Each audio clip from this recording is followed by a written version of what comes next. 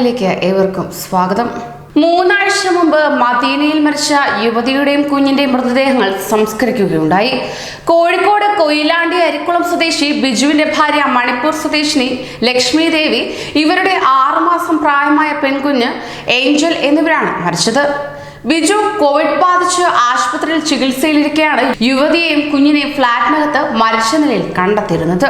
മരണത്തിൽ പല വിധത്തിൽ ദുരൂഹത സംശയിച്ചെങ്കിലും മരണ റിപ്പോർട്ടിൽ കോവിഡ് ബാധിച്ച് ശ്വാസതടസ്സം നേരിട്ടാണ് മരിച്ചത് എന്ന് തെളിയിക്കുകയും ചെയ്തിരുന്നു.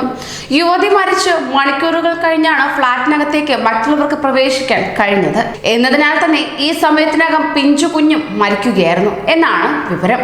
ഇവരോടൊപ്പം തന്നെ താമസിച്ചിരുന്ന ബിജുവിന്റെ 70 വയസ്സ് പ്രായമായ അമ്മ ഫ്ളാറ്റിന് പുറത്തിറങ്ങിയപ്പോൾ അകമേ നിന്ന് വാതിലടച്ച് ലോക്കാക്കിയതിനാൽ ഇവർക്ക് അകത്തേക്ക് കടക്കാൻ കഴിഞ്ഞിരുന്നില്ല. മണിക്കൂറുകൾ ഇവർ ഫ്ളാറ്റിന് മുമ്പിൽ നിൽക്കുന്നത് കണ്ട് ഫ്ളാറ്റിനടുത്ത് താമസിക്കുന്നവർ കാര്യം അന്വേഷിച്ചപ്പോഴാണ് അകത്ത് യുവതിയും കുഞ്ഞുമുള്ള വിവരം അറിയുന്നത് പോലും.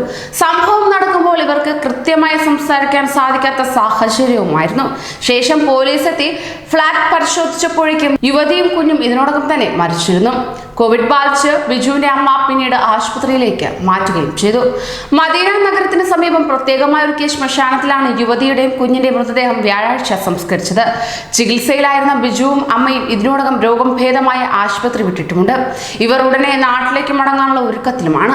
നടപടികൾ പൂർത്തിയാക്കാൻ മദീനയിലെ നവോദയ പ്രവർത്തകരായ നിസാർ കരുനാഗപ്പള്ളി, സലാം കല്ലായി, നസീബ് ഷംസു എന്നിവർ രംഗത്തുണ്ടായിരുന്നു. കൂടുതൽ പ്രവാസി വാർത്തകൾക്കായി ഈ ചാനൽ സബ്സ്ക്രൈബ് ചെയ്യൂ.